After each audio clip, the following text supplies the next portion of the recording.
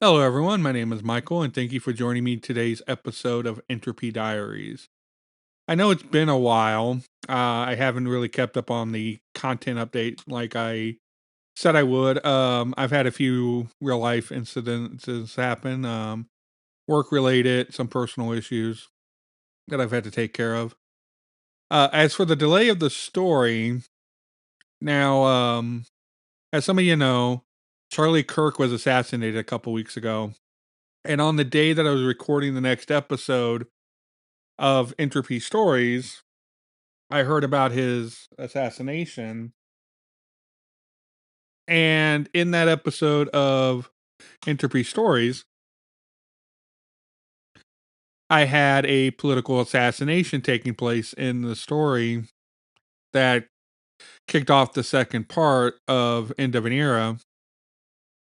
And it started to, it actually mirrored what a lot of been going on since then, both sides blaming each other, radical conspiracy theories, that sort of thing.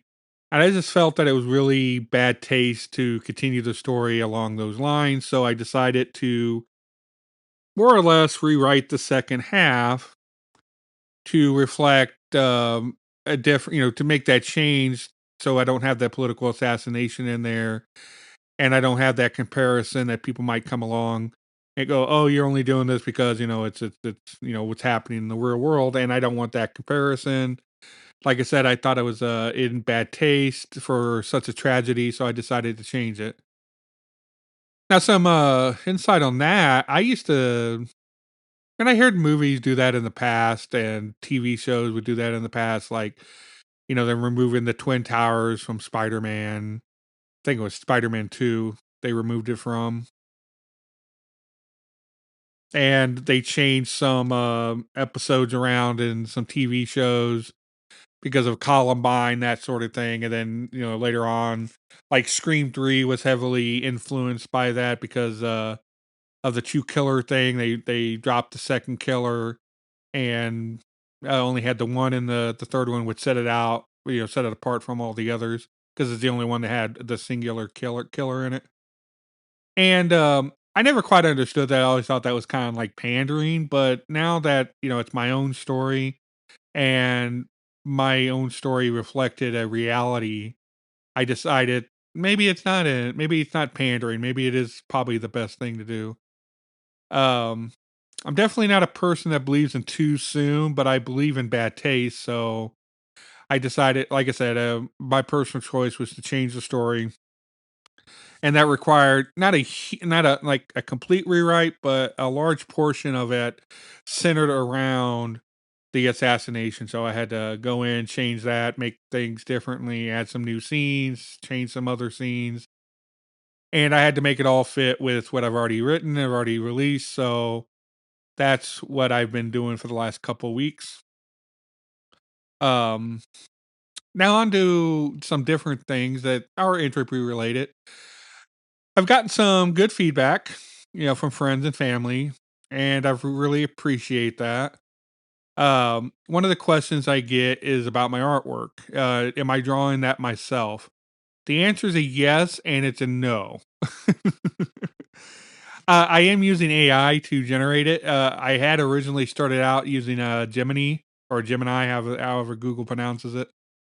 I know NASA pronounced it Gemini, and I grew up so many years calling it the Gemini missions that I just now instinctively call Gemini Gemini, and people give me dirty looks for it. So I'm pretty sure it's Gemini.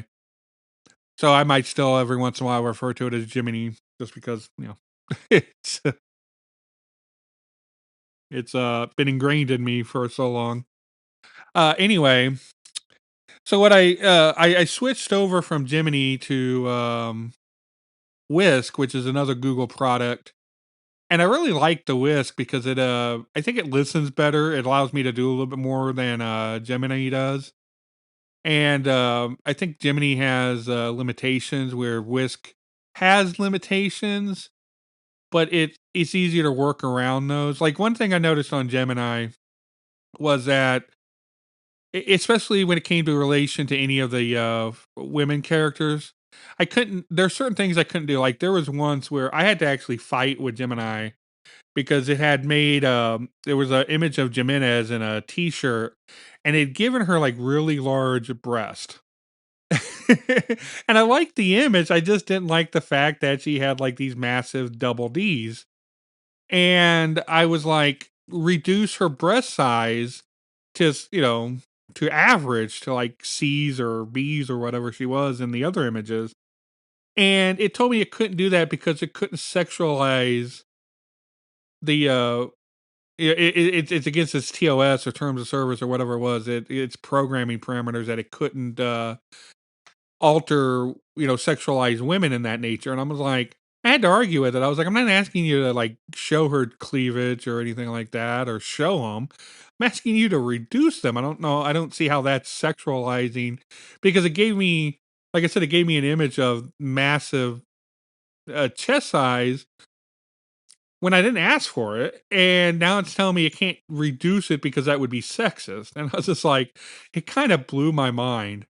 And then, in the scene where, she's in the bed and talking to Li Wei, and, she's got damage on her, like scars and, wounds and stuff, it was telling me that it couldn't portray violence against women. And I was like, "What in the what?" And then other times, like, there's that one in the episode 2 where Mordecai is walking down the road, and there's armed guards on the street.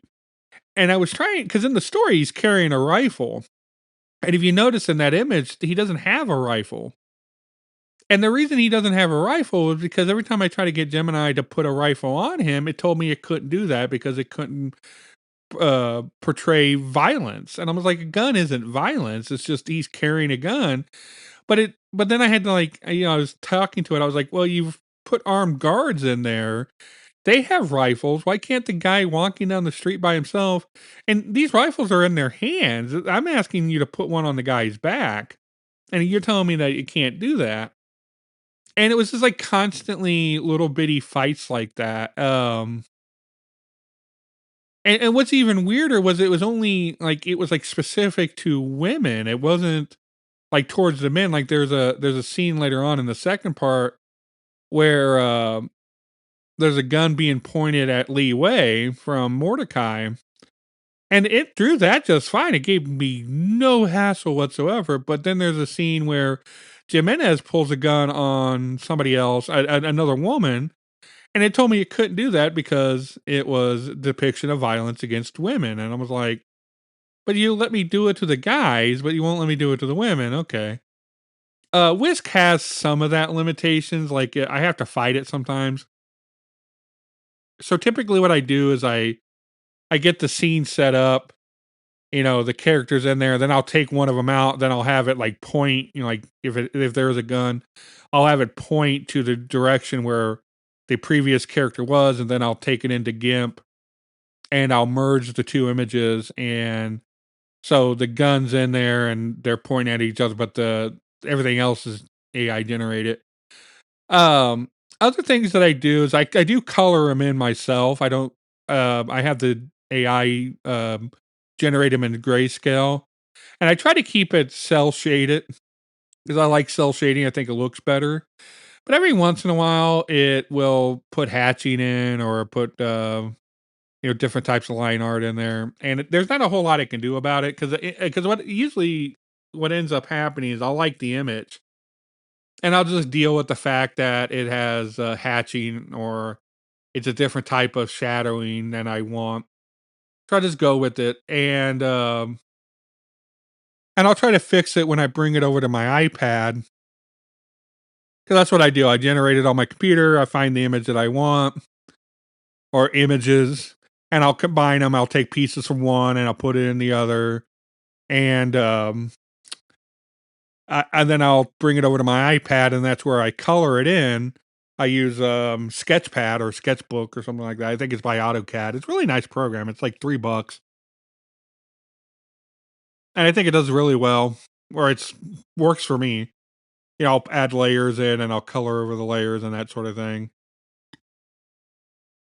Um, and then I'll, take care of problems that I see in there, like, every once in a while, like, when I do the uniforms, a lot of times it gives me when I say, like, I'll tell Whisk to do modern military uniforms, and it'll give me a US military uniform, and it'll have US logos on it, badges, stuff like that. And sometimes I can get the AI to remove those, and the times that I can't, I'll go in there and I'll erase them myself, and I'll color in the area, uh, I'll patch it out, that sort of thing. And like I said, other times there might be 2 or 3 images, maybe 4, because there's one image that's coming up, it's like a composite of, like, 6 different images, because each one of them had something in it that I liked, and I just couldn't get the AI to generate the image together, so what I did was I generated them individually, and then I stuck them all together, and I thought it turned out really well. I've everybody I've shown it to, I've asked them, can they spot that it's, like, 6 different images, and people are like, "Well, if you hadn't said anything, no, I wouldn't have noticed," and then they're like, "Can't even tell now because not that great, it's just I just blended them, I guess, really well. I don't know. Um, then there's things that I do draw myself, like some of the guns I've drawn myself. Some of the one thing I noticed that I end up doing a lot of times is like with Mordecai's haircut because I want him to have it what is it, a taper fade comb over, and a lot of times it'll give me like I don't know, a reverse mullet or something. And like I said, I like the image. I just don't like his haircut, so I'll go in there and I'll fix his hair. I'll do that with Alicia. I'll do that with Jimenez because every once in a while, it'll give me it'll do the bun on Jimenez, but then it will like put hair like coming down from off the bun, and I'm just like, I really like this image, and I can't get the AI to listen to me because it either wants to radically change it or make a bald or remove the bun or something like that. It does something weird all the time. So a lot of times I'll go in there and I'll fix her hair and I'll fix the uniforms.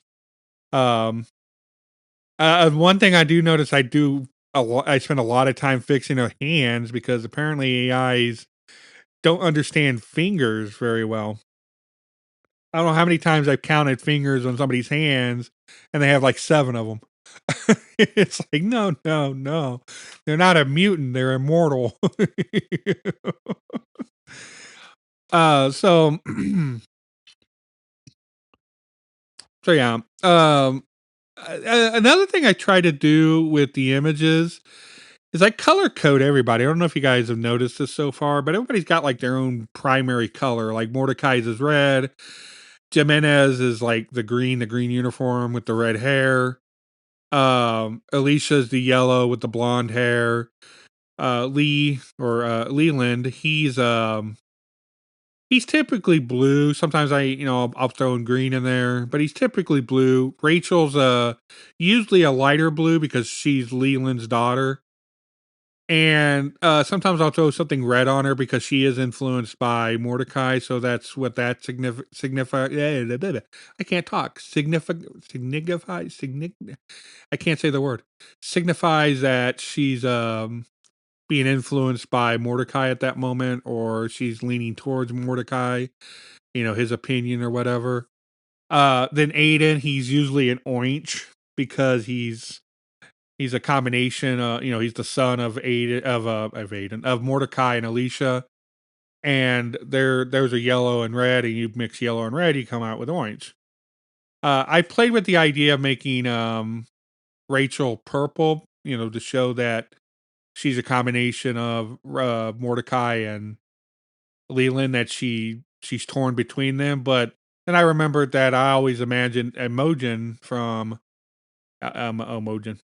Imogen from the book.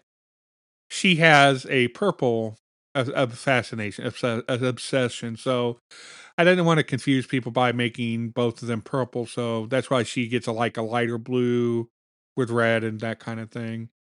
Leeway, he doesn't really have a color other than the green because the that's the military uniforms. Um and then another thing on the way I color, I know I got asked this question by my sister. Why is it only partially colored in? Well, now this is outside universe information. I don't ever really explain it in the story.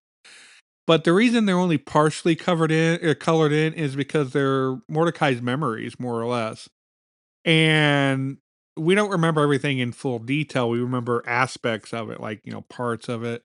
So the color is supposed to signify what stands out to him. So that's why I've occasionally, like, if he's in a group of people, one of the women might have like blue hair or purple hair or something because that stands out. He'll remember something like that, but he might not remember what they look like or what they were wearing or what color their clothes were. But colors that are significant to him that remind him of people like the blue and the yellow and the orange, they stand out because those are the colors of Alicia and Leland and Rachel and Aiden, of course. Um, Other than that, that's one of the other ways I try to keep the consistency because I don't, like I said, kind of hard with the AI to keep consistency. Because I don't. It's not as simple as just going in there and telling it what you want.